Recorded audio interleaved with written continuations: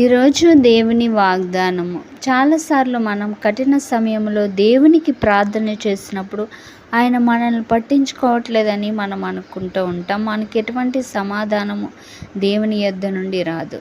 చూడండి, ఒక వ్యవసాయకుడు ఒక విత్తనము తీసుకుని భూమిలో నాటినప్పుడు మరి అతను రోజు నీళ్లు పోస్తాడు, అతనికి ఏమీ కనపడదు, అతని పరిస్థితి చాలా కఠినంగా ఉంటుంది. కానీ ఒక వారం తర్వాత మరి అతడు నీళ్లు పోసిన చోట, విత్తనము నాటిన చోట ఒక చిగురు కనిపిస్తూ ఉంటుంది.